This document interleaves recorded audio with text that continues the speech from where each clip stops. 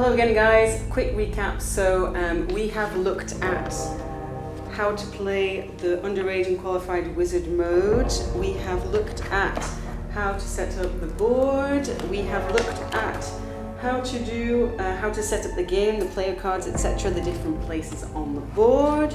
We've looked at how to play the different game modes for underage and qualified wizard. We've looked at how to do combats and how to do duels, and we've looked at how to play Quidditch. And now we are going to look at the final game mode, Voldemort Returns. I have to say, this is probably my favourite game mode. So in this game mode, we're going to set up the board a little bit differently because what's going to happen is we're going to play good against evil. We have Peter Pettigrew. Where is he? We'll put him on the board there. And Peter Pettigrew has to get the ingredients he needs to make Voldemort return. So he's going to come after the cauldron over here, Wormtail's hand, Harry Potter token, and Bone of the Father.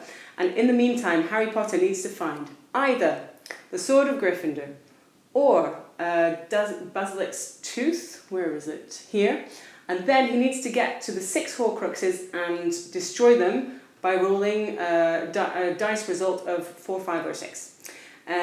So while they are racing around trying to get those tokens, time is ticking by. And once Peter Pettigrew has found all of his tokens, he can travel to Little Hangleton Cemetery. He is the one character who does not need a portkey to get there from the Quidditch pitch because he's evil. And then you will swap Peter Pettigrew for Lord Voldemort. We'll put him back over here. And you'll swap the Peter Pettigrew player file for the Lord Voldemort player file. And you'll also take the other 5 Death Eater player files and put them on the board a bit randomly on the castle towers like this. And then when Ron and Harry and Hermione,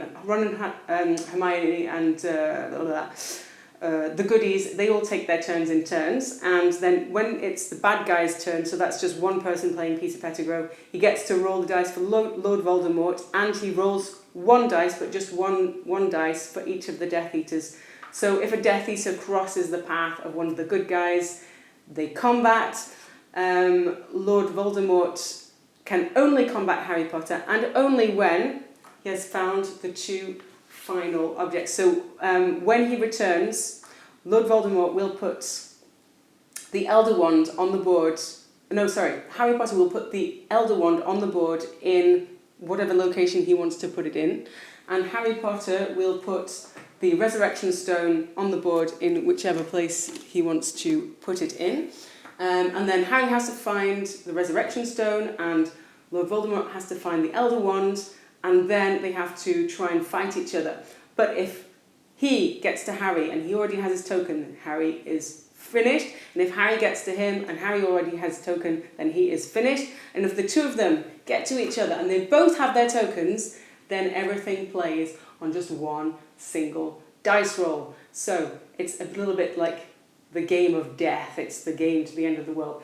And it's my favourite, and that's the final game mode. In some ways, this one's a little bit simpler, I think, because also you don't play with all of the cards. You just play with spells and potions, like the best cards. And that can be played with 2 to 4 players. So that's it. That's the final game mode.